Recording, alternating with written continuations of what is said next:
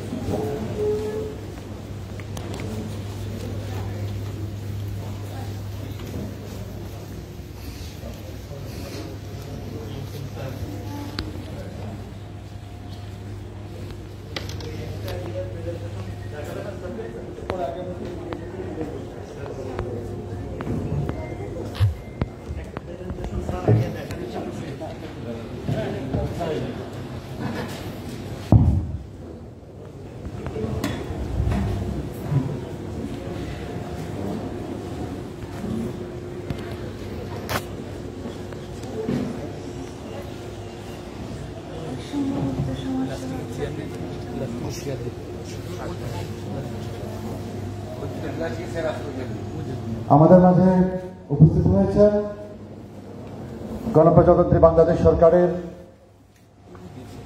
অন্তর্বর্তীকালীন সরকারের মাননীয় উপদেষ্টা, সমাজ কল্যাণ মন্ত্রণালয়ের মাননীয় উপদেষ্টা মহোদয়। আমাদের মাঝে উপস্থিত আছেন সমাজসেবা অধিদপ্তরের মহাপরিচালক। আমাদের সম্মুখে উপস্থিত আছেন স্যারের সঙ্গে জ্ঞাতার্থে জানাই সমাজসেবা অধিদপ্তরের বিভিন্ন সময়ে সম্মানিত কর্মকর্তা এবং কর্মচারীদের। স্যার, আপনার সবাই অনুমতি পেলে আমাদের কথাটি শুরু করতে পারি। স্যার, বিসমিল্লাহির রহমানির রহিম। উপস্থিত মাননীয় উপদেষ্টা এবং সমাজসেবা অধিদপ্তরের সম্মানিত মহাপরিচালক সহ বিভিন্ন সোপানের সমাজসেবা অধিদপ্তরের সুপ্রিয় কর্মকর্তা এবং কর্মচারীবৃন্দ, আসসালামু আলাইকুম। আমি আমার বক্তব্যের শুরুতেই স্মরণ করছি সম্প্রতি বৈষম্য বিরোধী আন্দোলনে ছাত্র জনতার গণ অভ্যুত্থানে আমাদের হাজারো ভাই এবং বন্ধুদেরকে, যারা তাদের নিজেদের রক্ত ঢেলে দিয়ে এই বাংলাদেশকে দ্বিতীয়বার স্বাধীনতার স্বাদ এনে দিয়েছেন। একটি বৈষম্যমুক্ত স্বাধীন বাংলাদেশ, যে বাংলাদেশে সকল স্তরের সাম্য ন্যায় নিষ্ঠার পরিবেশ বজায় থাকবে, সেই স্বপ্নে আমাদের তাজা প্রাণগুলো অকালেই তারা শাহাদাত বরণ করেছেন, তাদেরকে শ্রদ্ধাভরে স্মরণ করছি। প্রার্থনা করছি হাজার হাজার আমাদের ভাই বোন যারা এখনো হাসপাতালে মৃত্যুর সাথে পাঞ্জা লড়ছেন, কেউ পা হারিয়েছেন, কেউ হাত হারিয়েছেন, কেউ চোখ হারিয়েছেন এবং কেউ আজীবনের জন্য তাদের চোখের প্রদীপগুলো তাদের নিভে গেছে স্যার। তারা যাতে দ্রুততম সময়ে সুস্থতা লাভ করে তার জন্য মহান রব্বুল আলামিনের কাছে আমরা প্রার্থনা করছি কামনা বাক্যে। স্যার, আমরা যখনই এই বৈষম্য বিরোধী আন্দোলনে আমাদের ভাই বোনদের কথা যখনই মনে হয়, আপনি যেরকম আবেগ আপ্লুত হয়ে পড়েন, একইভাবে এদেশের দেশপ্রেমিক জনতা সবাই স্যার আবেগ আপ্লুত হয়ে পড়ে। স্যার, নিজেকে ধরে রাখাটা খুব কষ্টকর হয়ে যায়।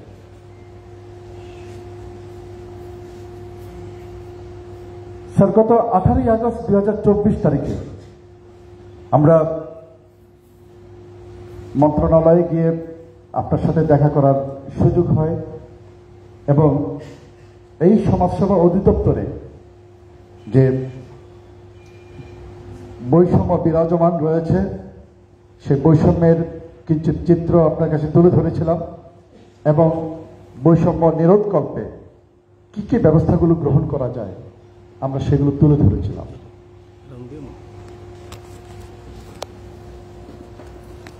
আমরা উল্লেখ করেছিলাম যে আমাদের নিজেদের জন্য নয়, বরং আমাদের রাষ্ট্রের প্রয়োজনে, আমাদের দেশের প্রয়োজনে, আমাদের জনগণের প্রয়োজনে, এদেশের দরিদ্র অসহায় মানুষের প্রয়োজনে সমাজসেবা অধিদপ্তরের অফিসিয়াল যারা রয়েছে, কর্মকর্তা কর্মচারী যারা রয়েছে, তাদেরকে স্ট্রেনথেন করার জন্য কিছু পদক্ষেপ নেওয়ার জন্য স্যার আমরা বলেছিলাম। স্যার, আমি সেগুলোর পুনরাবৃত্তি করে আপনার ধৈর্যচ্যুতি আমি ঘটাতে চাই না। আপনি নিশ্চয়ই স্যার সেগুলো জানেন এবং জেনে সেই অনুসারে ব্যবস্থা গ্রহণের স্যার আপনি পদক্ষেপ গ্রহণ করেছেন। কিন্তু খুব আমরা আপনার কাছে যখন আমাদের দাবিগুলো, আমাদের প্রত্যাশাগুলো তুলে ধরেছিলাম স্যার, একটি বৈষম্যমুক্ত সমাজসেবা অধিদপ্তর প্রতিষ্ঠার কল্পে আমাদের যে স্বপ্নের কথাগুলো আমরা আপনার কাছে তুলে ধরেছিলাম, আপনি আমাদেরকে আশার বাণী দেখিয়েছিলেন এবং বলেছিলেন আপনি যথাযথ ব্যবস্থা গ্রহণ করবেন স্যার। এবং সেই লক্ষ্যে সেই দিন থেকে আমাদের যে কর্মসূচিগুলো আমরা স্থগিত করেছিলাম আপনার কথার প্রতি, আপনার মতামতের প্রতি, আপনার পরামর্শের প্রতি সম্মান জানিয়ে। একই সঙ্গে দেশব্যাপী দেশের 11টি জেলায় যে ভয়াবহ বন্যা হয়, সেই বন্যা দুর্গতদের সহায়তায় আমাদের সর্বশক্তি দিয়ে আমরা যে সহায়তার হাত বাড়াতে থেকে আমাদের এই কর্মসূচি আমরা স্থগিত করেছিলাম স্যার। কিন্তু খুব দুঃখের সাথে স্যার বলতে হয় স্যার, আমরা খুব আশ্চর্য হয়েছেন স্যার। পতিত স্বৈরাচারের সহযোগীরা এই অন্তর্বর্তীকালীন সরকারকে অস্থিতিশীল করার জন্য, দেশের মধ্যে একটি অস্থিতিশীল পরিবেশ তৈরির জন্য নানামুখী ষড়যন্ত্র চক্রান্ত করছে। আপনি পাল করে যাবেন স্যার। মাননীয় প্রধান উপদেষ্টা সহ আমাদের সম্মানিত উপদেষ্টা মন্ডলীর তারা সবাই স্যার ওয়াকিবহাল সমস্ত বিষয়ে। আমরা অবাক বিষয়ে লক্ষ্য করলাম সমাজ কল্যাণ মন্ত্রণালয় তথা সমাজসেবা অধিদপ্তরে এই পরিস্থিতি সৃষ্টির ষড়যন্ত্র তারা স্যার অব্যাহত রাখেন। তারা কি করলেন স্যার? যেখানে আপনি সুস্পষ্ট নির্দেশনা দিলেন, পদোন্নতিযোগ্য যে সকল কর্মকর্তাগণ রয়েছে নিয়োগ বিধি অনুসারে যাদেরকে পদোন্নতি দেওয়াতে সংগত, গত 11 মাস আগে যে পদোন্নতির প্রস্তাব স্যার মন্ত্রণালয়ে পাঠিয়ে দেওয়া হয়েছিল, সেই পদোন্নতির কোনো ব্যবস্থা গ্রহণ না করে প্রশাসন থেকে আমাদের অধিদপ্তরের কর্মকর্তা প্রদান তারা অব্যাহত রাখবে স্যার। প্রথমত সমাজসেবা অধিদপ্তরে তারা পাঠালো, আমরা তখনও স্যার ধৈর্য ধরেছিলাম। আমরা ভেবেছি স্যার আমাদের দেশে এখন ভয়াবহ বন্যা চলছে, দুর্যোগপূর্ণ পরিস্থিতি চলছে, আমরা ধৈর্য ধারণকেই আমাদের আন্দোলনের একটি পন্থা হিসেবে অবলম্বন করলাম। অথচ আমরা গত 25 দিন দেখলাম স্যার সেই পতিত সরকারের সহযোগী তাদেরকে এই সমাজসেবা অধিদপ্তরের প্রেশনে দিয়ে আমাদের আন্দোলনকে তারা দমিয়ে দিয়ে একটি ব্যর্থের চেষ্টা তারা করেছে। খুব ন্যাক্কারজনক ভাবে কাদেরকে দেওয়া হলো? যারা এই পতিত সরকারের সহযোগী যারা ছিল, যারা ভুয়া নির্বাচনে যারা আয়োজক ছিল, যাদের হাতে রক্তের লাল দাগ লেগে আছে স্যার, আমরা দেখলাম তাদেরকে আমাদের এই অধিদপ্তরের প্রেশনে দেওয়া হলো। এটি সমাজসেবা অধিদপ্তরকে অস্থিতিশীল করার একটি চক্রান্ত আমরা মনে করে থাকি স্যার। আর এর কুশীলব হিসেবে আমরা দেখছি এই প্রতিটি সরকারের সহযোগী যারা, এসআলএমের সহযোগী হিসেবে যারা চিহ্নিত, সেই সমস্ত সচিব এই কুশীলব হিসেবে এই কাজগুলো করছে বলে আমরা মনে করি, এবং যার ফলশ্রুতিতে সমাজসেবা অধিদপ্তরের সকল পর্যায়ের কর্মকর্তা কর্মচারীরা বিক্ষুব্ধ এবং তাদের বিক্ষোভ তারা অব্যাহত রেখেছে। আমরা খুব আশ্চর্য হয়ে যাই কি করে এই এসআলএমের সহযোগী এবং প্রতিটি সরকারের সহযোগী এখন সমাজ কল্যাণ মন্ত্রণালয়ের দায়িত্বে চালু রয়েছে, যাদের হাতে রক্তের লাল দাগ হয়ে আছে। স্যার, আমাদের কথা বেশি নয় স্যার, আমাদের যে সকল পদোন্নতির যোগ্য যে সকল কর্মকর্তাগণ রয়েছে, নিয়মবিধি অনুসারে রুলস যেটা পালন করে, যেটা দেওয়ার কোনো বাধা নেই স্যার, তাদেরকে পদোন্নতি, এই হচ্ছে আমাদের চাওয়া।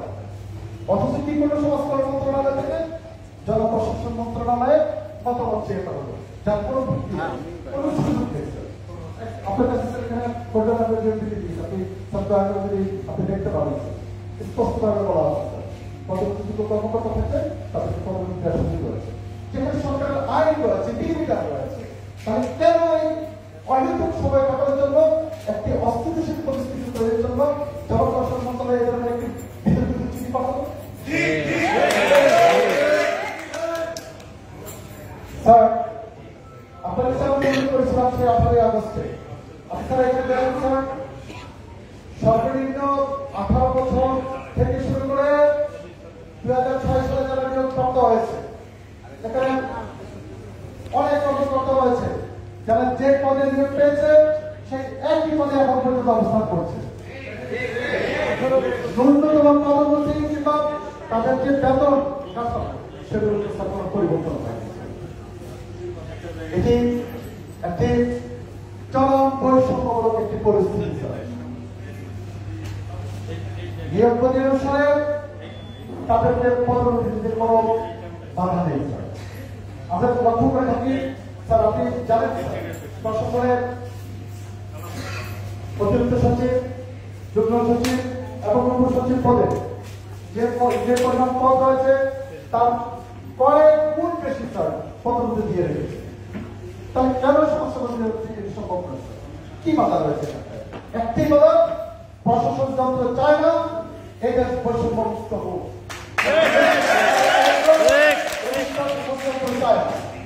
সেই ইংরেজি কায়দায়, ব্রিটিশ কায়দায় এদেশকে পরিচালনা করার একটি নিয়ম হিসেবে এদেশের প্রশাসনের কর্মকর্তারা আমলাতান্ত্রিক জটিলতা তৈরি করে এদেশকে অস্থিতিশীল করতে চাই, এদেশকে দাবিয়ে রাখতে চাই। আমরা স্পষ্ট ভাষা করতে চাই, সারা বাংলাদেশে নন করার যত ডিপার্টমেন্ট গুলো রয়েছে, আমরা একই সঙ্গে এই তবে একটি কথা বলতে চাই, কোন ভাই এই অন্তর্বর্তীকালীন সরকারকে আমরা অস্থিতিশীল করবো না, আমরা কোন ধ্বংসাত্মক কোন কর্মসূচি আমরা যাব না, নাগরিক কোন সেবা বন্ধ হবে না, সুচারুরূপে নাগরিক সেবা অব্যাহত থাকবে, স্থিতিশীল পরিবেশ থাকবে, কিন্তু আমাদের আমাদের চলবে।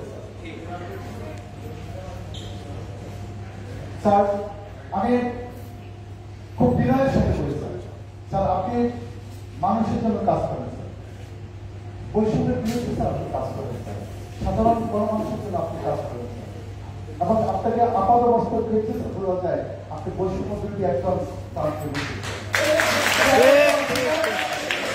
আপনার হাত দিয়েই আমরা চাই এই সমাজসেবা অধিদপ্তরের বৈষম্যের খবর। আপনার হাত দিয়ে আমরা চাই এই বাংলাদেশের গণমানুষের কল্যাণে নিবেদিত পেশাদার সমাজকর্মীগণ তারা তাদের নিরলস পরিশ্রম তারা দিয়ে দেবেন। আমরা কথা দিচ্ছি এই বাংলাদেশে দরিদ্র অসহায় মানুষের কল্যাণে আমাদের সর্বোচ্চ উঠে নির্দেশনা দেবেন মাননীয় প্রধান উপদেষ্টা। গতকাল আমরা লক্ষ্য করেছি স্যার, বিভিন্ন কমিশন তিনি গঠন করেছেন, কিন্তু স্যার আমার মনে হয় স্যার এই দেশকে উন্নত করার জন্য, এই দেশকে উন্নয়নের শিখরে নিয়ে যাওয়ার জন্য স্যার একটি কমিশন গঠন স্যার খুবই জরুরি স্যার। এই দেশকে এই সমাজসেবামূলক কর্মকাণ্ড প্রতিষ্ঠা করার লক্ষ্যে এই দেশকে উন্নত করার লক্ষ্যে যে 18.6% দরিদ্র মানুষ এবং 7% অতি দরিদ্র মানুষ রয়েছে, এই দরিদ্র মানুষদেরকে উন্নত করার জন্য একটি কমিশন গঠন করা হয়েছে। আমরা যদি এই দরিদ্র মানুষকে যদি আমরা অধিকার না দিতে পারি স্যার খুব আপনি জানেন স্যার, তারপরে বলি স্যার, আজকে যারা দরিদ্র অসহায় অবস্থায় আছে, আমরা তাদেরকে যদি উন্নয়নের মূল যদি সম্পৃক্ত করতে না পারি, তাহলে স্যার আমরা যতই উন্নত হয়েছে বলে এটি কখনো স্যার বাস্তবায়ন করে। এই দেশকে যদি উন্নত করতে হয়, পেশাদার সমাজকর্মী গঠন স্যার জরুরি। আর পেশাদার সমাজকর্মী যদি গঠন করতে হয় তাহলে সমাজসেবা অধিদপ্তরে যদি সুষ্ঠুভাবে, কারণ সমাজসেবা স্যার পুলিশি কার্যক্রম হয়েছে, সমাজসেবা পুলিশি কার্যক্রম না, সমাজসেবা অ্যাডমিনিস্ট্রেটিভ কোনো ওয়ার্ক না স্যার। এখানে মানুষের সাথে মিশে, আপনি জানেন স্যার, আপনি যেভাবে স্যার সাধারণ খুবই সিম্পল স্যার চলাফেরা করেন, এটা ডিস্টার্ব একটা সমাজকর্মী অবয়ব। আমরা সচিব থেকে শুরু করে সমাজসেবা অধিদপ্তরের সর্বনিম্ন কর্মকর্তা পর্যন্ত একই লেভেলের সমাজকর্মী চাই। আজকে প্রশাসন থেকে আসতে কাউকে চলে গেলে আমরা এই ধরনের এই অতিথি আমরা চাই না স্যার। আমরা চাই এই অধিদপ্তরের সকল পর্যায়ের কর্মকর্তা কর্মচারী চাই বিশেষ সমাজসেবা কাজ হোক। এটি আমাদের মূল দাবি। বিশেষ সমাজসেবা ক্যাডার যদি হয় তাহলে কি হবে, দরিদ্র মানুষগুলো সেবাগুলো পাবে, এমপিথেটিক সেবা পাবে, সমানুভূতিমূলক সেবা পাবে। যারা প্রশাসন থেকে আসে তারা সব ডান্ডা ঘুরতে পারে, তারা সমাজকর্মী তারা হতে পারে।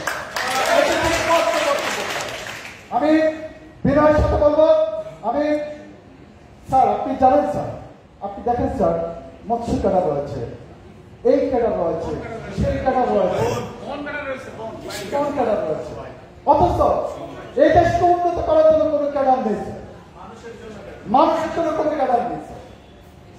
এটি স্যার, এটি বলছি ক্যাডার হলে যে অন্য অভিনয় হবে আমি সেটা বলছি না। ক্যাডারটি কেন দরকার? সমাজকর্মীর জন্য দরকার। আমরা সবাই সমাজকর্মী হব, এটার জন্য ক্যাডার দরকার। আর এই ক্যাডার আমি আলিউল্লাহ কিংবা অন্য কোনো কর্মকর্তার জন্য দরকার নাই, এই দেশের জন্য দরকার, এই মানুষের জন্য দরকার, আপনার যদি বিরুদ্ধ অনুরোধ স্যার, এই দেশে সমাজকর্মকে যদি আমরা স্যার পেশাদার সমাজকর্মী হিসেবে স্বীকৃতি দিতে পারি, আমি যে সোশ্যাল ওয়ার্কের স্টুডেন্ট তাকে সিদ্ধান্ত পেরেছি, সমাজকর্মী যদি আমরা পেশাদার সমাজকর্মী যদি আমরা তৈরি করতে পারি স্যার, আমাদের সার্ভিসগুলো আরো অনেক বেশি গুণগত মান সম্পন্ন হবে। আমরা চাই স্যার, আমি যেটা বলছিলাম স্যার, এখানে স্যার আমাদের যারা সমাজসেবা অফিসার 18 বছর 10 বছর 11 বছর থেকে স্যার তারা একই গ্রেডে রয়েছে স্যার। মানুষ তো চাকরি করে স্যার একটি সম্মানজনক পেশা জানেন স্যার, যখন তারা ফ্যামিলিতে যায়, তুমি চাকরি করা বছর হয়েছে 20 বছর, তুমি কত কোন স্কেল আছো, ওই একই স্কেল, যে স্কেল হচ্ছে একই স্কেল। তাহলে স্যার এই যে সামাজিকভাবে যে বৈষম্য, এটি দূর করতে আমরা দ্বিতীয় প্রস্তাব হিসেবে স্যার আমরা স্কেল আপগ্রেডেশনের কথা বলছি। তো আমি স্যার বিশেষ সমাজসেবা এনভায়রনমেন্ট, স্কেল আপগ্রেডেশন আর ফাইনালি স্যার আমাদের কর্মসূচির ব্যাপকতার ভিত্তিতে স্যার আমি বলেছিলাম স্যার আপনাদেরকে আগে স্যার, যে আগে তখন একজন সেশন ওয়ার্কার, একজন অফিসার সেবা দিত 30 জন, আর এখন একজন কর্মকর্তা সেবা দিচ্ছে 2017 থেকে তারও বেশি। সেজন্য কর্মসূচির ব্যাপকতার ভিত্তিতে আমাদের জনবল উপযোগী জনবল সৃজন দরকার। ইতিমধ্যে স্যার আপনার মন্ত্রণালয়ে স্যার আমাদের জনবল সৃজনের জন্য একটি ছোট্ট প্রস্তাব আছে স্যার, এটি যদি স্যার একটু ফিনান্সিয়ালি পাঠানোর ব্যবস্থা করা হয় এবং ফিনান্সিয়ালি যদি আপনি একটু কথা বলেন, এটি যদি তৈরি না হয় স্যার, সার্ভিস দেওয়ার জন্য মানুষ করবে, সে মানুষ তাহলে কিভাবে সার্ভিস দিবে স্যার? আমি কথা দীর্ঘায়িত করবো না স্যার, আমি এই পর্যন্ত বক্তব্য রেখে আপনাকে স্যার আন্তরিক ধন্যবাদ জানাচ্ছি, কৃতজ্ঞতা জানাচ্ছি। আপনি যে মানুষ এবং মানুষের জন্য কাজ করেন তার প্রমাণ হচ্ছে স্যার আপনি আমাদের কাছে ছুটে এসেছেন। আমরা চাই আপনার হাত দিয়ে বৈষম্যমুক্ত সমাজসেবা অধিদপ্তর প্রতিষ্ঠিত হোক, বৈষম্যমুক্ত বাংলাদেশ প্রতিষ্ঠিত হোক, এটা আমাদের চাওয়া। আপনাকে অনেক অনেক ধন্যবাদ, অনেক অনেক কৃতজ্ঞতা। আসসালামু আলাইকুম। আমি এই পর্যায়ে আমাদের সমাজসেবা অধিদপ্তরের শ্রদ্ধাভাজন অতিরিক্ত পরিচালক জনাব মোহাম্মদ সাজ্জাদ ইসলামকে আমন্ত্রণ জানাচ্ছি তার সংক্ষিপ্ত বক্তব্য উপস্থাপন করার জন্য।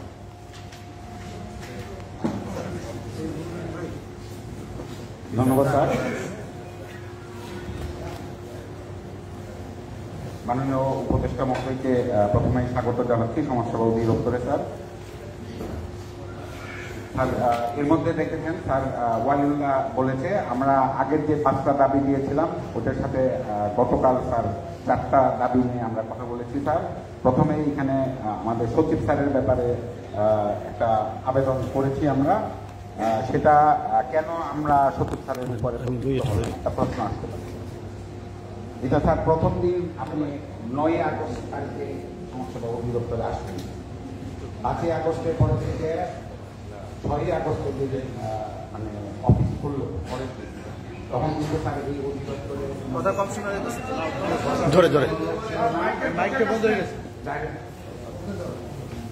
আমাদের ডিজি স্যার এসছেন সকাল 9টায় 6 তারিখে। 12টার সময় মন্ত্রণালয় থেকে ডিজি স্যারকে জানানো হলো মানে মন্ত্রণালয়ে যাওয়ার জন্য, এবং সাথে সাথে স্যারের সাথে সাথে অন্যান্য প্রশাসনিক কর্মকর্তারা চলেছিল। অধিদপ্তরের কি অবস্থা, কি সমাচার, সত্যি স্যার ডিজি স্যার কিন্তু সারাদিন থাকতো। স্যারের এই পরিকল্পনা ছিল যে অধিদপ্তরে থাকবো, সবাই মিলে থাকবো, যে কোনো সমস্যা হলে একসাথে ফেস করবো, কারণ নেতৃত্ব এখানে সবচেয়ে বড় কথা। আমরা পুরো এটি হয়ে যাবো। যাই হোক, আমরা স্যার পরে কিন্তু 12টার পরে যেতে বলছিল। তারপর স্যার আমরা স্যার আপনার জন্য অপেক্ষা করলাম, আপনি আসছেন স্যার। আমরা সেদিন ডিজি স্যারের সাথে কথা বলে রেখেছিলাম যে আমরা ডিজি স্যার 12,000 কর্মচারী কথাই বলে আসতে স্যার যদি একটা কথা বলে তাহলে তো 12,000 লোকের পক্ষে কথা বলে। স্যারের পক্ষে আমরা স্যার 2 কোটি, প্রায় 2 কোটি, 1,97 লক্ষ লোক সেবা, আর তো সেটা প্রতিনিধিত্ব করে। তাহলে স্যার যদি কথা বলে একটা, তাহলে স্যারের কথাটা তো ইংরেজি বলে, ওয়েট আছে। তো স্যার আমাদের সাথে কথা হইল এবং স্যার আপনার কাছে উপস্থাপন করেছিল যে আমরা একটু কথা বলার সুযোগ, কিন্তু আমরা কথা বলার সুযোগ পাইনি কেন, সেটা আপনি সরাসরি এখানে ফিজিক্যালি উপস্থিত ছিলেন সেটা। আরো যদি বলি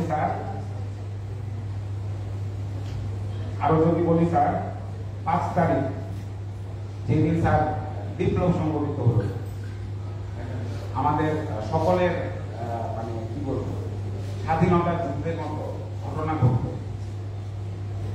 সেই সময়। তার আগের প্রতিদিন প্রতি মুহূর্ত হচ্ছে ইম্পর্টেন্ট সারা বাংলাদেশের প্রত্যেকটা মানুষের। সেই সময় স্যার ওয়েবসাইটে এই চিঠিটা স্যার পাবলিশ করেছে, শেখ কামালের জন্মদিন পালন করতে হবে সমাজসেবা এবং সেটা তার সমাজসেবা অধিদপ্তর প্রতিষ্ঠিত হওয়ার পরের থেকে এখন পর্যন্ত কোনোদিন আমরা শেখ কামালের জন্মদিবস পালন করিনি।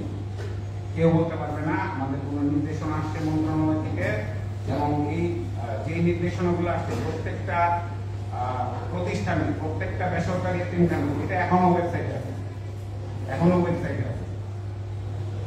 এই চিঠিটা ওয়েবসাইটে পাবলিশ হয়েছে 2 তারিখে, আমাদের কাছে 1 তারিখে চিঠি আসছিল। এবং এই পরিস্থিতিতে আমাদের মাঠ পর্যায়ে প্রত্যেকটা কর্মচারীকে এবং অধিদপ্তরের কর্মচারীকে বাধ্য করা হয়েছে এটার জন্য উদ্যোগ নেওয়া। কেউ একজনও এটাতে রাজি ছিল না। স্যারও 5 তারিখ স্যার 5 তারিখে এটা 5 তারিখে করার জন্য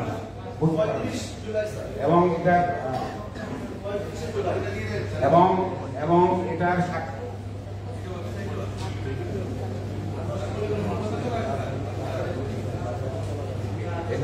সরকারি একটা বানান স্যার আপনি ওয়েবসাইটে এখন এই প্রেক্ষাপট বিবেচনায় আমরা তার আপনার কাছে স্মারকলিপি দিলাম। ওই দিন আমাদের ডিন স্যার এখানে উপস্থিত আছেন। ডিন স্যার আমাদের বলল যে পদোন্নতির বিষয়টা তোমাদের অত বিস্তারিত আলোচনা করার প্রয়োজন নাই, কারণ হচ্ছে এটা ডেট ঠিক হয়ে গেছে। পরে আমরা জানলাম যে 22 তারিখে একটা ডেট আছে, ডিপিসি হবে, মিটিং হবে। আমরা সেই বিষয়ে স্যার আপনাকে ওই বিশেষভাবে যে আলাদাভাবে বলবো এমনি সাধারণভাবে বলেছিলাম, যেহেতু ডিন স্যার বলেছে যে 22 তারিখে ডেট হয়েছে, তা আমরা সবাই ধরে নিয়েছিলাম। প্রমোশনের তখন প্রস্তাবনা ছিল শুধু অতিরিক্ত পরিচালক এই 12টা পদে, যেটা 10 মাস থেকে এখানে ঘুমিয়েছিল। আমরা অনেকভাবে চেষ্টা করেছি, কিন্তু ফাইলে উঠেনি। আপনাকে বলার পরে যখন শুনলাম যে 22 তারিখে ফাইল উঠবে এবং একটা সভা হবে, আমরা অনেক আশান্বিত হয়েছিলাম যে পরিচিত হবে। কিন্তু দুঃখজনকভাবে 22 তারিখে মিটিং হয়েছে ঠিকই, এবং ডি স্যার যে ধারণা করেছিল সেই ধারণাটা ভুল। ডি স্যার নিজে পরে আফসোস করলো আমাদের কাছে যে আমি তো ভাবছিলাম পরিচালক এখন একজন মাত্র সহকারী পরিচালক থেকে উপপরিচালক পদে পদোন্নতির মিটিং দেওয়া হয়েছিল। তারপরে যাই হোক পরে আরেকটা পদ ফ্রি হয়েছে, দুইজনের পদোন্নতি। এটা স্যার খুবই কষ্টদায়ক আমাদের জন্য। এরপর জনপ্রশাসন পিছিয়ে গেল স্যার। এখন পর্যন্ত স্যার আমাদের অধিদপ্তর থেকে অধিদপ্তরের কর্মকর্তা 7-8 জন হচ্ছে মানে পরিচালক হয়েছে বিভিন্ন সময়। কখনোই জনপ্রশাসনের মতামত চাওয়া হয়নি, কোনো ইনস্ট্যান্স মন্ত্রণালয় দেখা করা হয়নি। এই চিঠিটা কেন হতো? নীতিমালা যেটা আছে নিয়োগ বিধি, এটা হলো সরকারি একটা নিয়োগ বিধি, এটা অ্যাপ্রুভ করেছে জনপ্রশাসন মন্ত্রণালয়, আমাদের মন্ত্রণালয় এটা অ্যাপ্রুভ করেন। আমরা প্রস্তাব পাঠিয়েছি, জনপ্রশাসনে গেছে, জনপ্রশাসন অ্যাপ্রুভ করেছে। সেইখানে আইন থেকে রেটিং হয়েছে, সবকিছু ঠিক। এখন এটার জন্য আবার দ্বিতীয় মতামত একদম পরিষ্কার বাংলা ভাষায় লেখা কি করতে হবে প্রমোশন হতে, সেই ক্ষেত্রে স্যার আবার মতামত চেয়েছেন। আমাদের প্রত্যেকের ব্যাপারে দুটো থেকে আসছে অনেক আগে, সেটা হলো ডিসেম্বর মাসে আমরা প্রস্তাব পাঠিয়েছিলাম, অক্টোবর মাসে, তারপরেও ভাই উঠে যায়। এখন হঠাৎ করে যখন আমরা আপনার কাছে স্মারকলিপি দিলাম, স্মারকলিপি দেওয়ার পর এনএসআই আমাদের পাঠানো তথ্য দেওয়ার জন্য, আমরা এনএসআইকে সহযোগিতা করছি, ওনারা তথ্য দিচ্ছেন।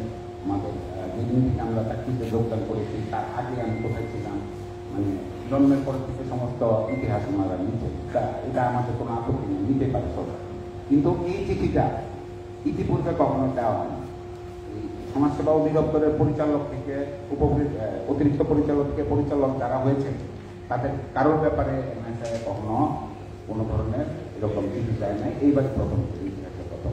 যা আমরা সেটাও আপত্তি করি, কারণ নতুন সরকার এটা নিতে পারি না, উচিত, সেটা আমরা ডিনাই করি। কিন্তু এরপরে আরো যে ঘটনাগুলো ঘটেছে স্যার, একটা অর্ডার হয়েছিল মার্চ মাসে বরিশাল পরিচালক পদ, সেই উনি হচ্ছে বরিশালের বিভাগীয় কমিশনার কার্যালয়ে দায়িত্ব ছিল। মার্চ মাসে অর্ডার হওয়ার পরেও উনি এখন পর্যন্ত জয়েন করেছিলেন। মার্চ বা এপ্রিল মাসে অর্ডার হয়েছিল। ওনাকে হলো একদিনের মধ্যে টেলিফোন করে এনে ওই মিটিং এর পর, আপনার সাথে মিটিং করার পর একদিনের মধ্যে জয়নিং, ওই দিনে যেদিন জয়নিং সেই দিনই হচ্ছে সেই দিনই হচ্ছে আবার একই তারিখে একই ডেট, সেই দিনই আবার কর্মস্থলে যোগদান। এটাও স্যার আমাদের সমাজসেবা অধিদপ্তরের ইতিহাসে বা মন্ত্রণালয়ের ইতিহাসে শুধু উনি না, এরপরে যে মন্ত্রণালয় থেকে স্যার রংপুরে 3 তারিখ, এরপরে স্যার মন্ত্রণালয় রংপুরে যে 3 তারিখ 3 সেপ্টেম্বর তারিখ স্যার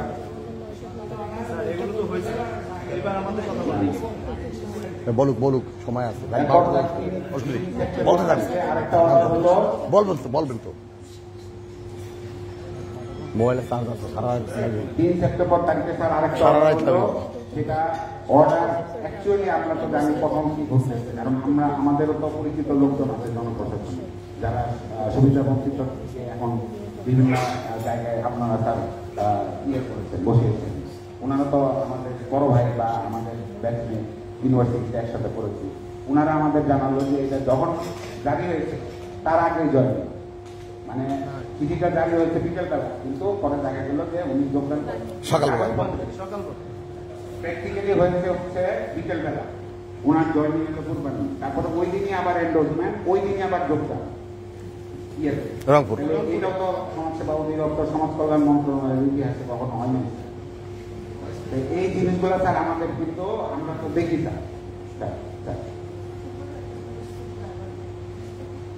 না না স্যার, কোনো অন্যায় হয় নাই, কোনো অন্যায় হয় নাই, কিন্তু এটা স্যার স্বাভাবিক না, জিনিসটা স্বাভাবিক না হয় আমাদের যে স্যার অধিকার নষ্ট, আমাদের অধিকারকে নষ্ট করা হয়েছে স্যার। এবং এটা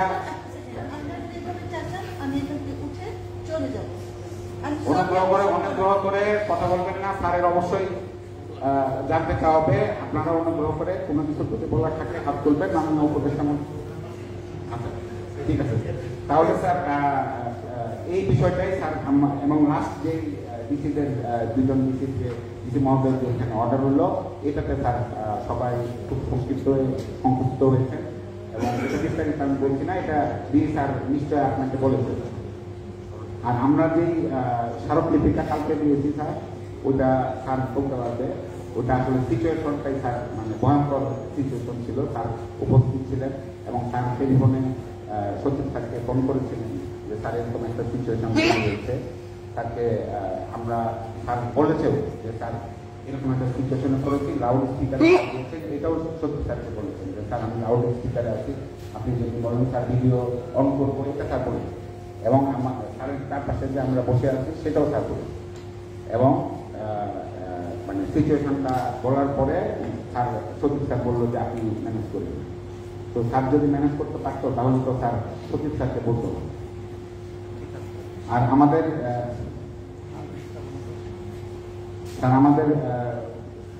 লাস্টে স্যার একটা জিনিস শুধু বলবো, আমাদের ডিন স্যারের ব্যাপারে। ডিন স্যার আমাদের নেতৃত্ব দিচ্ছেন খুব সুন্দরভাবে, স্যার অনেক চেষ্টা করেছেন এবং এমনও সিচুয়েশন তৈরি হয়েছে যে আমরা এত শ্রদ্ধা করি ডিন স্যারকে সবাইকে নিয়ে থাকি।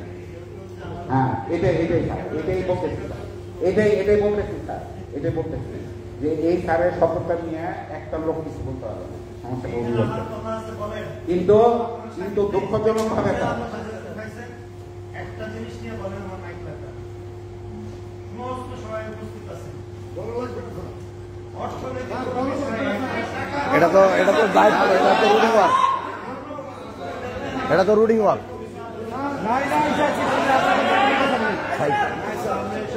আমরা বলতে চাই আমাদের কেন তাহলে এই যে স্যারের বিরুদ্ধে ষড়যন্ত্রকারীরা স্যার চিঠি লিখতেছে বিভিন্ন, এটা তো স্যার দুঃখজনক। তো এইটাই আর কি স্যার কথা। স্যার আমরা সুযোগ পেয়েছি আপনার সাথে কথা বলার, তো স্যার ধন্যবাদ। অনেক ধন্যবাদ। স্যারের আরো একটি কর্মসূচি রয়েছে যেখানে কথা সংক্ষিপ্ত করতে হবে। আমি কামরুজ্জামান স্যারকে অনুরোধ করব খুব সংক্ষেপে জাস্ট 2 মিনিটে একটু কথা বলতে।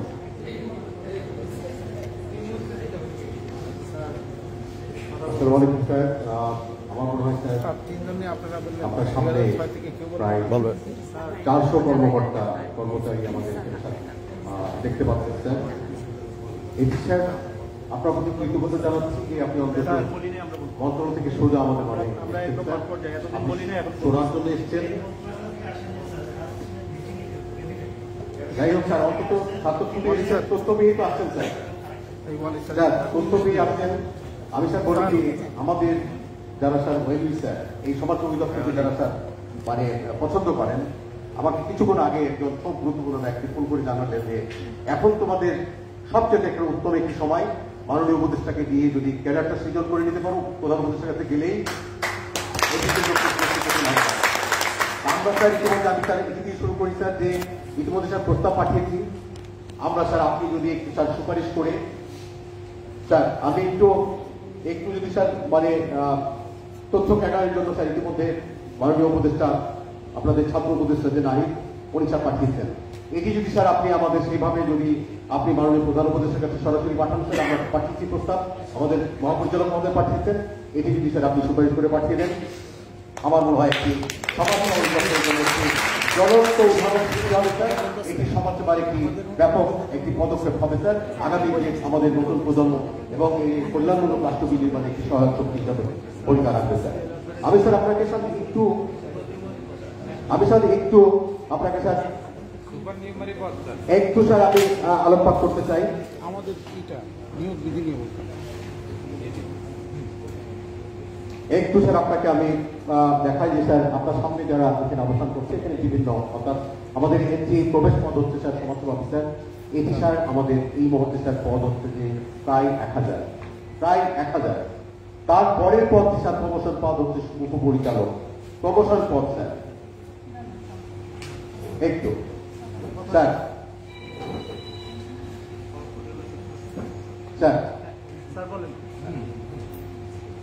আমাদের স্যার প্রবেশ পদ পাবলিক সার্ভিস কমিশন থেকে বিশেষ পাস করে নন ক্যাডারে যুক্ত হচ্ছে প্রায় 1000 কর্মকর্তা স্যার আমার প্রবেশ পদটি স্যার। পরের পদটি স্যার আমার সহকারী পরিচালক, আমাদের প্রায় 185টি পদ। সেটি স্যার এখানে আপনার সামনে দেখতে পাচ্ছেন অনেকে সাদা দাঁড়িয়ে আছে স্যার। রেড ইয়ার্ডের পাস এটি স্যার 20 বছর, 25 বছর, 27 বছর, এখানে অলমোস্ট সবার 18 বছর প্লাস স্যার। তারা কিন্তু নবম শ্রেণীর কর্মকর্তা, সহকারী পরিচালক। পদের নাম কিন্তু সহকারী পরিচালক। পদন চরম বৈষম্য সৃষ্টি হতে পারে স্যার। পদের নাম পরিবর্তিত পদের নামেও একই গ্রেড হতে পারে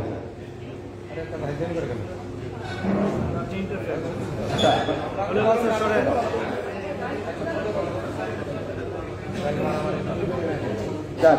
আমি একেবারে সব সংক্ষিপ্ত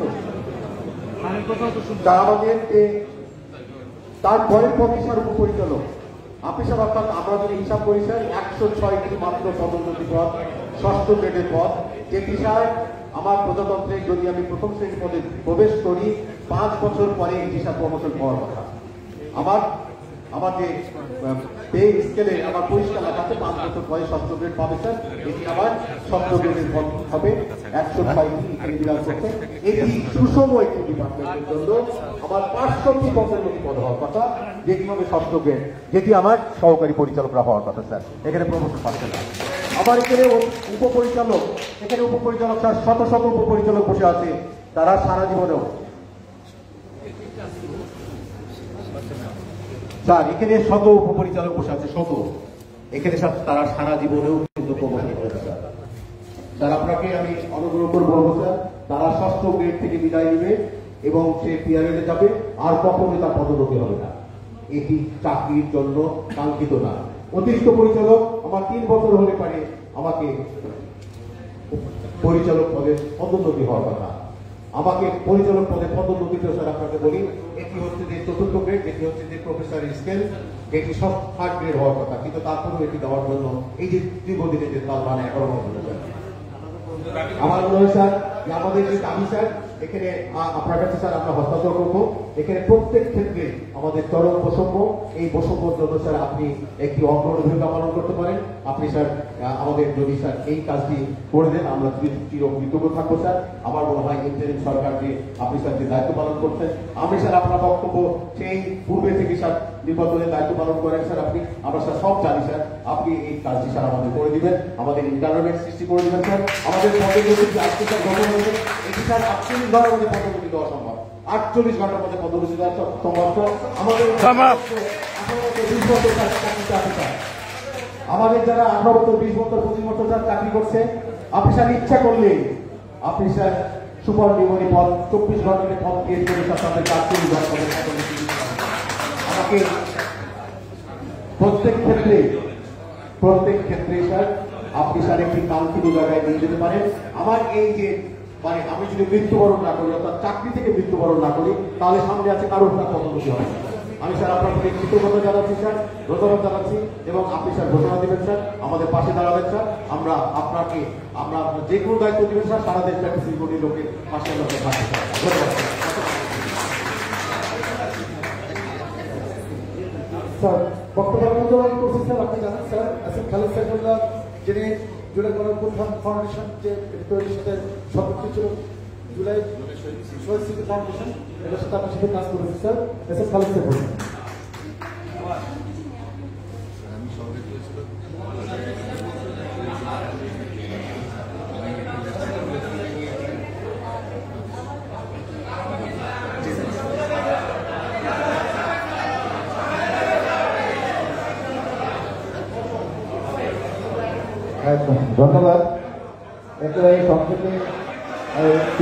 কথা বলতে চাচ্ছি। আমি কিছুক্ষণ আগেও মুগ্ধর ভাই সিনিন্দরকে নিয়ে মন্ত্রণালয়ে বিশেষ একটা কাজ শেষ করে এই মুহূর্তে আসলাম। একটা আমাদের মাননীয় প্রধান উপদেষ্টার সভাপতিত্বে একটা সংগঠন তৈরি হয়েছে, সেই সংগঠনের নাম জুলাই শহীদ স্মৃতি ফাউন্ডেশন। সেই কাজে জানাতে করি সিনিন্দরকে নিয়ে। স্যার আমরা একটা কথা বলবো স্যার, আমরা 2006 সালে বিএনপি জামাতের সময় নিয়োগপ্রাপ্ত। এটা এক সময় গালি ছিল স্যার, বিএনপি জামাত বলে একটা গালি ছিল স্যার। সেই সময় আমরা নিয়োগপ্রাপ্ত, এখন 18 বছর একই পদে আছি, একই গ্রেডে আছি স্যার।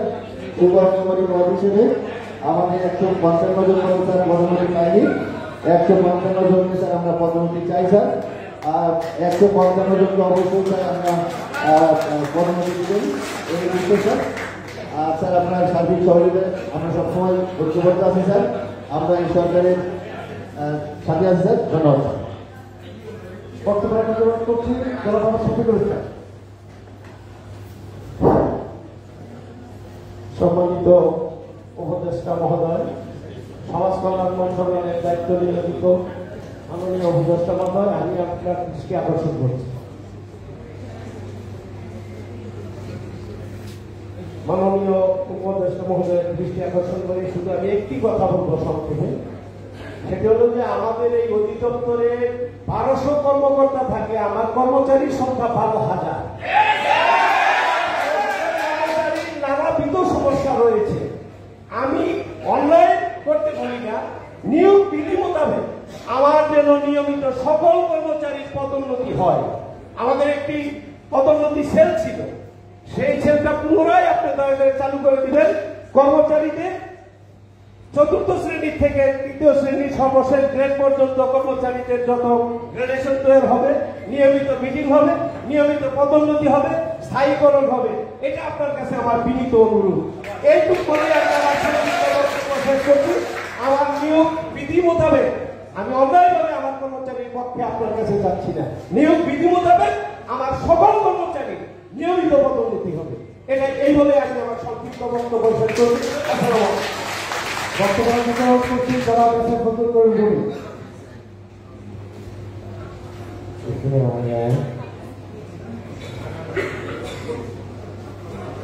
গতকালকে বদল পরিস্থিতি প্রেক্ষিতে অত্র মন্ত্রণালয় মহোদয় কাজ করে আমাদের মাঝে এসেছে, সারা দিয়েছে, কৃতজ্ঞতা প্রকাশ করছি। আমি বক্তব্য দিতে মাত্র 90 সেকেন্ডের কথা বলবো। সেটা হচ্ছে সুভাষ আপনার কথা। আপনি বাংলাদেশের 8টা গোয়েন্দা সংস্থাকে আমাদের মধ্যে ইন্ট্রোডিউস করান। আপনার বৈষম্য বিরোধী ছাত্র জনতা আন্দোলনের বিষয়ে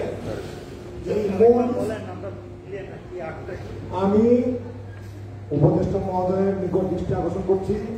আমাদের যে উদ্দেশ্য যেটা আছে, আমাদের যে অধিকারের বিষয়ে যে আমরা সোচ্চার, সেই বিষয়টা কতটুকু আইন সিদ্ধ, কতটুকু ন্যায়সঙ্গত, কতটুকু বৈষম্যের শিকার, সেটা আপনি প্রয়োজনে আপনার আইনজীবীকে, প্রয়োজনে গোয়েন্দা সংস্থার মাধ্যমে হলো আপনি আপনার মতো করে বিচার করবেন। যদি বিন্দু পরিমাণ এই সুযোগের সদ্ব্যবহার আমরা করে থাকি, আমরা সকলে স্বেচ্ছা চাকরি থেকে ইস্তফা দেব। আমরা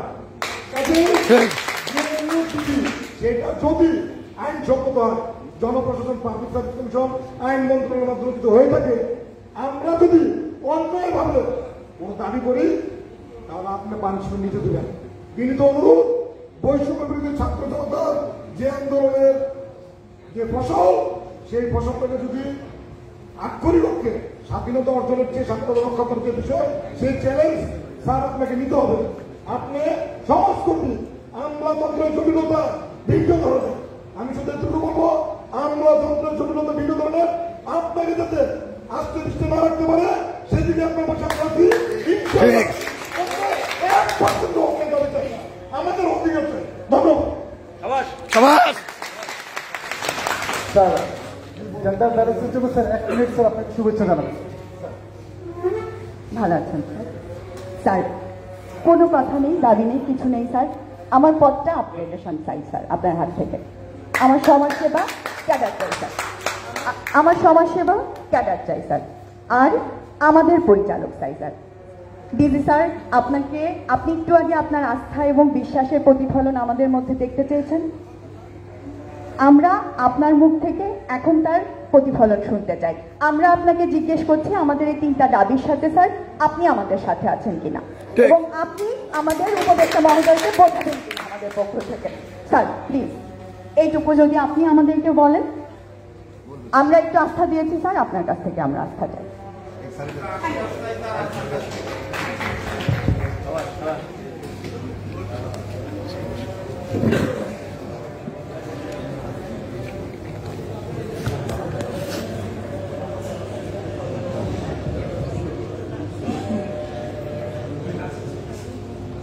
আসসালামু আলাইকুম, শুভ অপরাহ্ন। আজকে আমাদের মাঝে উপস্থিত পেয়েছি অন্তর্বর্তীকালীন সরকারের সমাজ কল্যাণ এবং মহিলা এবং শিশু বিষয়ক মন্ত্রণালয়ের 2টি বড় এবং একসাথে আমরা একসময় ছিলাম, কোন এক সময় আবার এই নাটক যেভাবেই মন্ত্রণালয়ের প্রবেশ করবে সমাজে আমার সামনে উপবিষ্ট আছেন সমাজসেবা অধিদপ্তরের বিভিন্ন সোপানের কর্মকর্তাবৃন্দ। এই সাউন্ড বাড়াই দাও, আমাদের এখানে আমি উপস্থিত দেখছি যে সাউন্ড বাড়াই দাও, sound sound sound sound sir কতখানি ঐকান্তিক ইচ্ছার অধিকারী থাকলে ওনার আজকে ক্যাবিনেট মিটিং শেষ হওয়ার সাথে সাথে উনি কিন্তু চলে এসেছেন আপনাদের জন্য, আর কারোর জন্যই নয়, শুধুমাত্র আপনাদের জন্য। কারণ আমিও জানতাম না যে স্যার আসবেন। তো যে বিষয়টা হলো যে স্যার যখন এসে গেছেন, আসছেন, তখন আমি জানি যে উনি আসছেন। তো এটা আমার জন্য একটা বড় পাওয়া যে স্যারকে আকস্মিকভাবে পেয়েছি। এবং স্যার কিন্তু আপনারা স্মরণ করতে পারেন যে স্যার কিন্তু বলেছেন, আমাকেও বিভিন্ন সময় স্যার বলেছেন যে আমি এই আনুষ্ঠানিকতায় বিশ্বাসী না। অনেক সময় কিন্তু আমি এদিকের কোনো কাজ উপলক্ষে বা কোথাও কিছু হলে আমি কিন্তু হঠাৎ করে আমার যে কোনো আয়ত্তাধীন এখতিয়ারাধীন যে কোনো অফিস যে কোনো সময় ঢুকবো, কীভাবে চলছে আমি দেখবো। এবং সেই উনি যেটা বলেছেন সেটা আজকে স্যার আমাদের মাঝে সেটা করে দেখালেন। স্যার যা বলেন সেটা করে দেখা। তো আমরা এতটুকু স্যারের প্রতি আস্থা, বিশ্বাস সবকিছুই সেই শ্রদ্ধা স্যারের প্রতি নিবেদন করতে পারি ইনশাআল্লাহ। তো এখানে যে কথাগুলি বলা হলো, কে নাম বলেন, সানজিদা আমার মুখ থেকে শুনতে চাইল। তো আমার মুখ থেকে ও যে কথাগুলি শুনতে চাইলো সেগুলি তো আমি অলরেডি, আমার যে পায়ে বল ছিল আমি তো অলরেডি বল কোঠে দিয়ে দিয়েছি। আচ্ছা, আজকে আপনারা মন্ত্রণালয় সম্পর্কে কথা বলছেন, বাট একটা জিনিস মনে রাখতে হবে, আমরা কিন্তু প্রজাতন্ত্রের কর্মচারী। যে কথাটা আমি একটু নির্দ্বিধায় অকুণ্ঠ চিত্তে বলতে চাই স্যারের সামনে, সেটা হচ্ছে ব্যক্তিগত বিষয় একটা ভিন্ন, আর অফিস যখন আমরা আসি তখন প্রজাতন্ত্রের কর্মচারী ছাড়া কিছুই না। এই জন্যে যে আমরা ব্যক্তিগত মতাদর্শে বিশ্বাসী করি। আমরা যখন ইলেকশনে ভোট কেন্দ্রে যাব তখন একজনকে ভোট দিব। আমরা যে ধর্মেরই হই আমরা সেই উপাসনালয়ে যাব, কিন্তু আমরা যখন অফিসে ঢুকবো আমরা নিরপেক্ষ, আমরা কাউকে চিনি না, কাউকে বুঝি না, আমরা প্রজাতন্ত্রের কর্মচারী হয়ে থাকতে চাই। এই প্রজাতন্ত্রের কর্মচারী হয়ে থাকতে গেলে বেশ কিছু জিনিস খেয়াল করতে হয়। যেদিন থেকে আমি চাকরিতে দস্তখত দিয়েছি সেই দিন থেকে আমি আমার এক শ্রদ্ধেয় স্যারের কথা বলি, যে স্যার বলেছিলেন যত ধরনের কর্মচারী থাক, যত অ্যাসোসিয়েশন থাক, যত মাস্তান থাক, ঠিক কথাটা এইভাবে বলেছেন, সে যদি চাকরি করে তাকে কথা শুনতে হবে এবং সে বাধ্যগত হবে যতক্ষণ সে চাকরিতে আছে। আর চাকরিতে ঢুকলে কালকে আমি যা করতে পারছিলাম আজকে তা পারবো না। কেন পারবো না? আমি আমার নিজের জীবন দিয়ে আপনাদেরকে সবসময় কথা বলবো। আমি ছাত্র জীবনে আরণ্যক নাট্যগোষ্ঠীর অন্তর্ভুক্ত ছিলাম। যখন ছেলেরা আড্ডা দিয়ে বেড়াতো, যখন এখানে ওখানে ঘুরে বেড়াতো, আমি তখন একটু ওই নাটকের দলে ছিলাম, মামুনুর রশিদের সাথে, আজিজুল আকিব এদের সাথে, ওই গ্রুপে। তো আমি মহিলা সমিতিতে অনেক নাটক করেছি, শর্ট ফিল্মও করেছি, সবকিছু ঠিক আছে। যেদিন আমি ঢাকায় ম্যাজিস্ট্রেট হিসাবে জয়েন করলাম, পরের দিন আর বেলি রোডে চা খেতে আর দাঁড়াতে পারি। তো সুতরাং আপনারা স্মারকলিপি দিবেন, প্রেস রিলিজ দিবেন, যা কিছু করবেন, অনেক কথা মুখে এখানে বলা যায় কিন্তু লেখা যায় না। আপনারা যে কিছু কিছু শব্দ চয়ন করেছেন, যে বিষয়গুলি এনেছেন, সেগুলি সেই দায়িত্বশীলতার পরিচয় রাখতে হবে। আচার ব্যবহারে আমাদের স্যার হচ্ছেন অতি সম্মানিত, এবং উনি এই যে আমলাতন্ত্র বলছেন, এই বলছেন, এইগুলির সাথে উনি পথে ঘুরে দেখেছেন, অনেক আমলার কাছে গেছেন, জানেন, কিন্তু ওনার অভিধা, ওনার জায়গাটা একটু ভিন্ন। এই যে আপনারা যখন জোরে সাউন্ড করছেন, কিছু একটা কথা বলছেন, এগুলির সাথে আমাদের মাননীয় উপদেষ্টা মানে পরিচিত নন। সুতরাং এই জাতীয় আমরা প্রজাতন্ত্রের কর্মচারী হিসাবে এমন কোনো আচরণ করব না, এমন কিছু প্রদর্শন করব না যাতে ওনার অভিধার সাথে, ওনার জানাশোনার সাথে সেটা না যায়। এখন থেকে সেই বিষয়টি আমি খেয়াল রাখবো। এবং আপনারা শুনে খুশি হবেন যে স্যার নামার পরে কিন্তু ভিতরে ঢুকছিলেন না। আপনাদের বেশ কিছু সাইনবোর্ড এটা সেটা এই ব্যানার টাঙানো ছিল। স্যার আমাকে বললেন, এইগুলি কেন? অবশ্যই অনুচিত কথাটা বলেছেন যে আমি এখানে থাকতে এটা কেন? আমি বললাম যে স্যার, এই একটা মাস আমার কথা শুনেছে, কালকের পর থেকে তারা একটু আমাকেও ঘেরাও করে রেখেছে। সিচুয়েশনটা অনেকটা এইরকম। তা আমরা এইভাবে চালিয়ে আসছি। এটা স্যার আপনার চোখে পড়েছে, আপনি নির্দেশ দেন, স্যারের নির্দেশনা আপনারা সাথে সাথে পালন করেছেন, এই জন্য আপনাদেরকে ধন্যবাদ জানাই। একইভাবে স্যার এখন আপনাদের সব কথা শুনেছেন, জেনেছেন। স্যারের আরেকটা প্রোগ্রাম আছে এবং সারাদিন স্যার ছিলেন। আমি স্যার আমাদের এখানে এসে আমাদেরকে কৃতার্থ করেছেন, ধন্য করেছেন। এই জন্য স্যার আমি আগেই আপনাকে একটু ধন্যবাদ জ্ঞাপন করছি, কারণ এরপরে ধন্যবাদ দেওয়ার, কৃতজ্ঞতা জ্ঞাপন করার সময় কখনো স্যার আপনার কথার মাধ্যমে শেষ হয়ে যাবে। তো সেই জন্য স্যার আমি আর কথা না বাড়াই, আপনার কাছ থেকে স্যার তারা আশ্বস্ত করে আশাবাদী শুনবে, এবং আপনি পারিপার্শ্বিক তাদের শোনার পর থেকে যে বিষয়টি স্যার আপনার মুখ থেকে ওনারা শুনুন। তো সকলকে আবারও আশান্বিত থেকে আমাদের স্যার আমাদের মাঝে এসেছেন। আমরা এই আইন শৃঙ্খলা এবং প্রজাতন্ত্রের কর্মচারীর যে নিয়ম নীতিমালা, সেটা বাধ্যগত হয়ে অনুগত হয়ে মেনে চলবো, ঠিক থাকবো, তার বাইরে আমরা কোনো আচার আচরণ করবো না। এই প্রতিশ্রুতি স্যারকে আমাদের পক্ষ থেকে দিচ্ছি। আর একটা বিষয় যে আমি সবসময় বলতে পারলাম আপনাদের এখানে বুক খুলিয়ে, আমি বিমানে যখন ছিলাম আমার একটা ফাইলের ক্ষমতা ছিল 14 কোটি টাকা। আমি যখন বিমানের কনফারেন্স ডেকে যখন বলেছিলাম সবাইকে, ওই দিন দুদক বিমানের তদন্ত করতে আসছিল, আপনারা এখনো টিভির ফুটেজ দিয়ে দেখবেন যে হ্যাঁ দুদক আসছে, তাকে সহায়তা করতেছি। আর যত সাংবাদিক আছেন, যারা আছেন, আপনাদের যতক্ষণ যত ধরনের প্রশ্ন মানে আপনি আমাকে জর্জরিত করতে পারেন, আপনারা নির্বৃত্ত না হওয়া পর্যন্ত এখান থেকে ত্যাগ করবেন না। তো একজন সাংবাদিক বলেছিল যে বিমানে আজ পর্যন্ত অনেক এমডি এসেছেন, আপনার মতো করে এই স্পর্ধা নিয়ে কেউ কথা বলতে পারেন।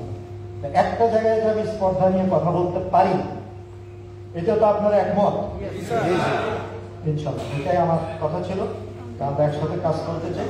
আমরা এখন স্যারের কাছে শুনবো ইনশাল্লাহ। ধন্যবাদ সবাইকে। আসসালামু আলাইকুম। অনেক অনেক ধন্যবাদ স্যারকে। আমি ধন্যবাদ দিচ্ছি, এখানে বেশ কিছু প্রিন্ট এবং ইলেকট্রনিক মিডিয়া এসেছে। আনন্দ টিভি, এটি নিউজ, বাংলাদেশ 24, বার্তা 24, চ্যানেল 71, কালবেলা, সমকাল, জাগা নিউজ, আপনাদেরকে আন্তরিক ধন্যবাদ জানাচ্ছি। আমাদের যে দাবি, বৈষম্যের রূপকার সমাজ কল্যাণ মন্ত্রণালয়ের সচিব মোহাম্মদ খায়রুল আলম শেখকে অনতিবিলম্বে প্রত্যাহার করতে হবে। আগামী 19 সেপ্টেম্বরের মধ্যে প্রেষণা নিযুক্ত সকল পরিচালকের প্রেষণাদেশ বাতিলপূর্বক প্রত্যাহার করতে হবে। পরিচালকগণকে অফিসে স্যার আসতে নিরুৎসাহিত করা হয়েছে। আমাদের দাবি না আসা পর্যন্ত স্যার দাবি পূরণ না হওয়া পর্যন্ত আপনি আশা করি স্যার এই বিষয়ে স্যার আমাদের পদক্ষেপ নেবেন স্যার। সমাজসেবা অধিদপ্তরের বিদ্যমান নিয়োগ বিধির আলোকে পদোন্নতি বঞ্চিতদের অতিরিক্ত পরিচালক থেকে পরিচালক, উপপরিচালক থেকে অতিরিক্ত পরিচালক, সহকারী পরিচালক থেকে উপপরিচালক এবং সমাজসেবা অফিসার থেকে সহকারী পরিচালক সহ সকল যোগ্য কর্মকর্তা কর্মচারীকে পদোন্নতি প্রদান করতে হবে। বক্তব্য রাখার জন্য সবাই আহ্বান করছি। আমাদের আজকের অনুষ্ঠানের প্রধান আকর্ষণ আমাদের অতি আপত্ত গণমানুষের নেত্রী, আমাদের আপনজন জনাব সালমিন এস মুর্শিদ, মাননীয় উপদেষ্টা সমাজ কল্যাণ মন্ত্রণালয়। তার বিরত করুন। এটা শোনাও।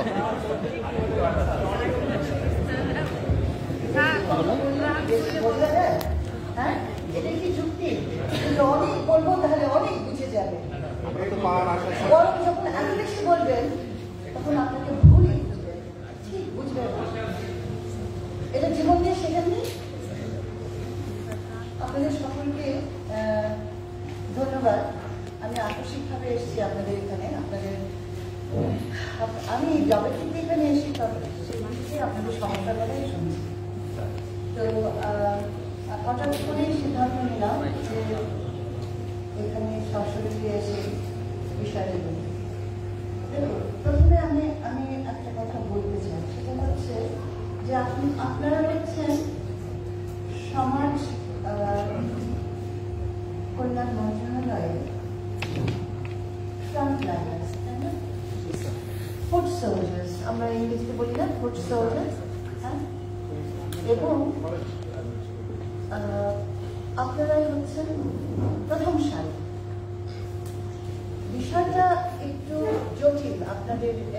আপনাদের প্রশাসনিক অবস্থাটাই যদি বলি, বা আপনাদের অবস্থান যেভাবে এখন আছে, এটাকে কিন্তু বুঝতে আমাকে একটু কিঞ্চিত সময় দিতে হবে। 1 মাস হয়তো মনে করছেন যে অনেক সময়। আসলে আমি তো ওই আপনাদের সমাজ কল্যাণ মন্ত্রণালয়ের সমুদ্রের ভিতর দিয়ে ঘাটতে ঘাটতে চলছি, তাই না? তো দেখুন, এত বছরগুলো হয়ে গেল। আপনারা এখানে সবচেয়ে সিনিয়র কে বলুন তো? এখানে সবচেয়ে সিনিয়র কে? হ্যাঁ, কত বছর ধরে আছেন আপনি? 25 বছর ধরে আছেন। এবং এই নন ক্যাডার জায়গায় আছেন? আচ্ছা, বসুন। আচ্ছা, প্রথম কথা হলো কি, 25 বছর আগে এই নন ক্যাডার কনসেপ্টটা তৈরি হলো কেন? 25 বছর আগে ব্রিটিশ।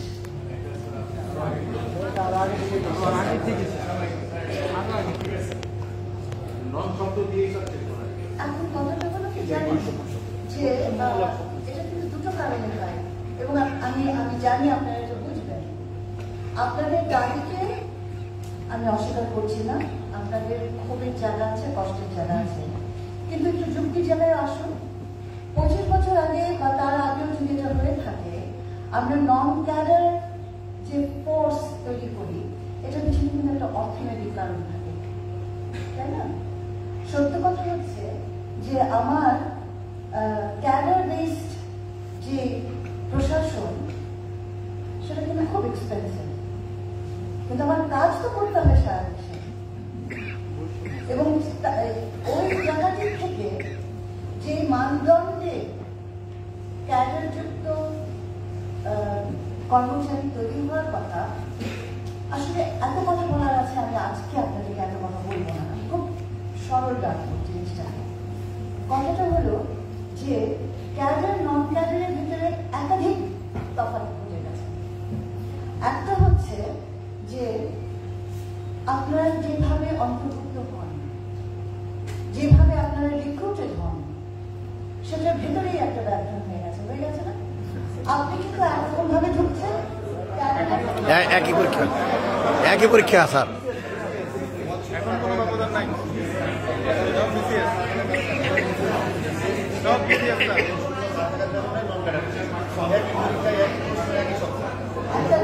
একটা কথা বলি, তার উপরে একটা কারণ থাকে, যেভাবে একটা মেজারমেন্ট থাকে, যেভাবে এটা হয়ে হয়। তো আপনাদেরকে যখন এখানে অন্তর্ভুক্ত করা হচ্ছে, এবং আজকে 25 বছর পরে আজকে আপনাদের সে 1 মাস হয়েছে, তাই না? প্রতিবারই তো করা আমার হয়। একটা খুব কৌতূহলের প্রশ্ন হচ্ছে, আপনারা এতদিন কি করবেন? প্রতিবারই করা হচ্ছে না। করা হচ্ছে না।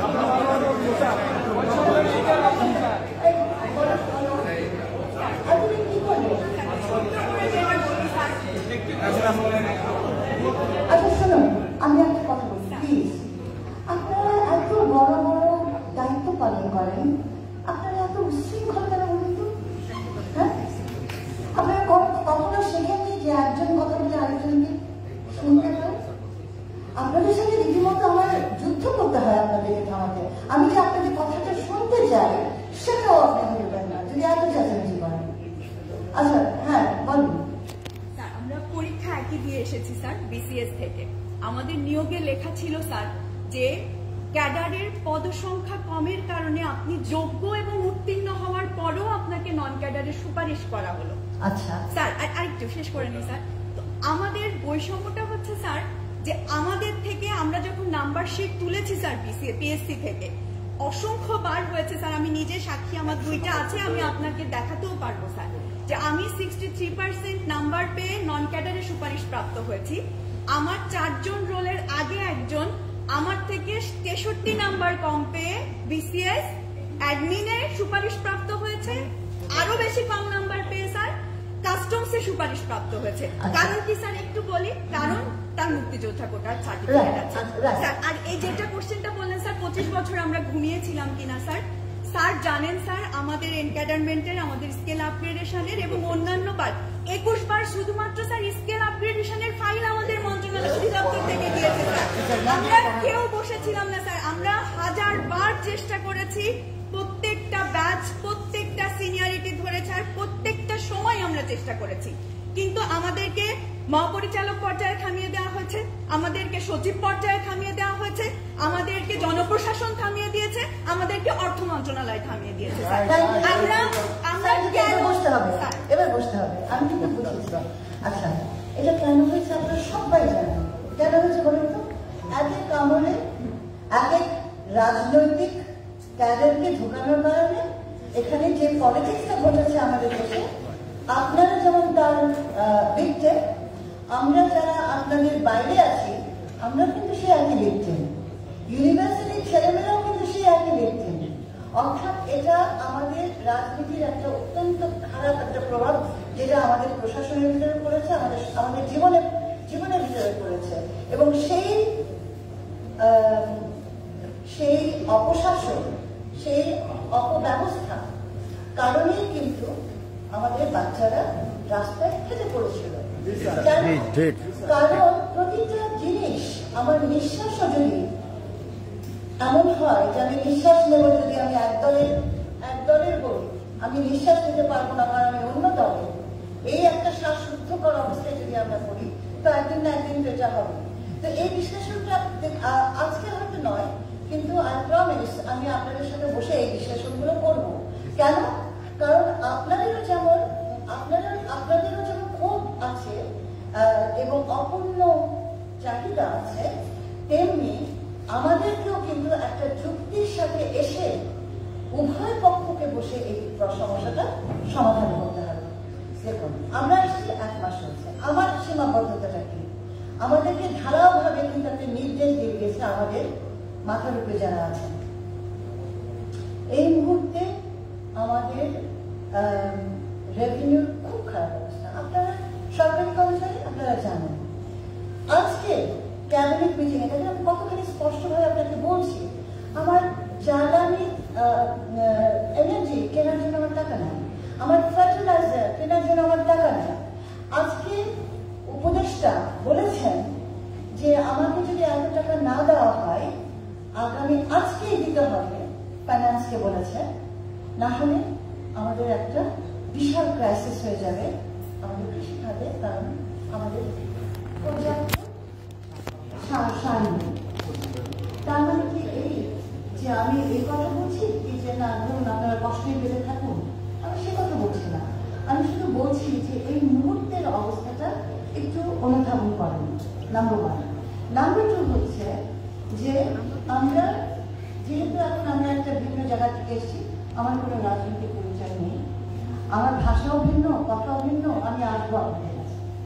কারণ আমার লক্ষ্য একটাই, আমাকে একটা দায়িত্ব দেওয়া হয়েছে আপনাদের এই মন্ত্রণালয়গুলোকে ভিতরে কি বলে মেরামত করা, সংস্কার করা, পুনর্গঠন করা, এবং সেটা করতে হলে আমাকে আপনাদেরকে বুঝতে হবে 12,000 কর্মী বিশাল এবং ফ্রন্টলাইন সোলজার্স। আমি কি দেখতে চাই? আমি দেখতে চাই আমার এই 12,000 কর্মী যারা কর্মচারী এত বছর ধরে কাজ করছে, তারা সুন্দর হবে, স্মার্ট হবে, সুঠাম হবে।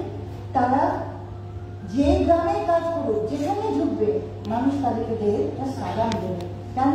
কারণ আপনারা হচ্ছেন জনগণের সবচেয়ে কাছের মানুষটি, আপনারা তাদের কাছে সেবা নিয়ে যাচ্ছেন। তার মানে আপনাদের গড়ে তোলাটা, আমি অন্তত চাই যে আপনাদেরকে গড়ে তোলার জায়গাটাকেও যেন আমরা আরো কি বলবো সাধনা করি, যাতে করে আপনারা সেই ধরনের সুন্দর একটা ফোর্সে পরিণত হন। আপনাদেরকে ছোট করে দেখার কোনো সুযোগ নেই।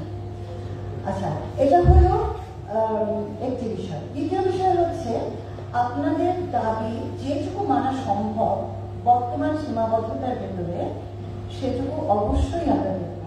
আমি পিসি সাহেবের সাথে বসবো, প্রয়োজন হলে আপনাদের মধ্য থেকে দুজনকে আমরা ডেকেও নেব, যাতে করে আমরা সকলে মিলে বসে এটা অ্যানালিসিস করি। আমার জায়গাটা হচ্ছে স্পষ্ট। আমি খাতা খুলে আপনাদের সাথে কথা বলবো, আমি কোনো কিছু আপনাদের থেকে লুকাবো না। কারণ আমাদের যদি পরিবর্তনটা আনতে হয়, আমি কি একা পারবো? আপনাদেরকেই করতে হবে। আপনার মন্ত্রণালয় আমার মন্ত্রণালয় নয়, আমি মেহমান, আমি দুদিনের মেহমান। কিন্তু হ্যাঁ, আমি যে কদিন আছি আমি কিন্তু আপনাদের সেই জায়গাটি থেকে আমার আন্তরিকতার কোনো ঘাটতি থাকবে না।